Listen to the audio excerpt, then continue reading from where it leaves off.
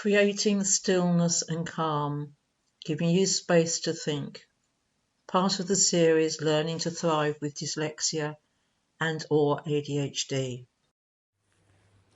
I'd like to share a story with you about an adult who struggled with English, and this lady worked within the finance industry. And this lady was a senior manager and had a number of team members that she would have to do appraisals and reviews with. She's had some time off sick due to depression and anxiety, and came back to work and had a number of coaching sessions. First of all, we covered grounding.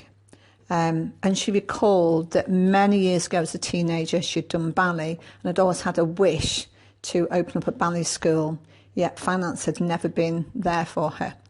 And the more that we talked about grounding, the more that she took her mind back to how very still and tall and supported she was feel as a ballet dancer.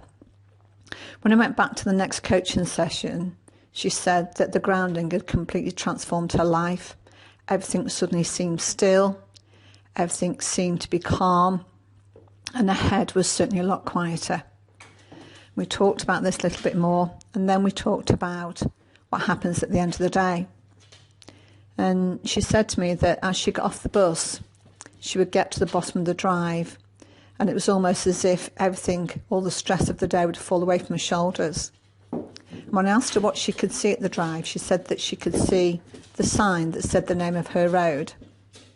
And at this point, I thought I would test out her mental imagery. And I asked her what kind of sign, and she described the sign using her hands to show me the size and the shape of the sign. And her road, I don't remember the exact name, but it was a rather long road, something like Williamson Avenue, something strange like that.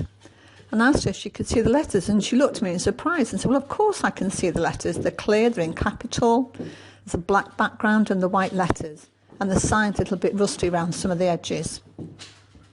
And then as she counted out each letter to me, I asked her if she could just go to the end of the sign.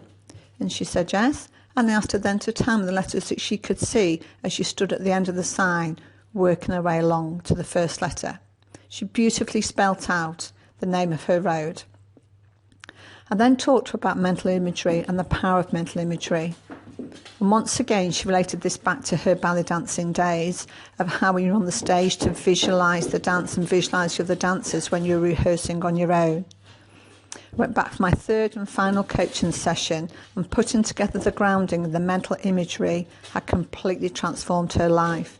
She was receiving feedback that she was calmer at work, and she was receiving feedback that her emails and the appraisals that she was writing for staff were having less and less errors in them.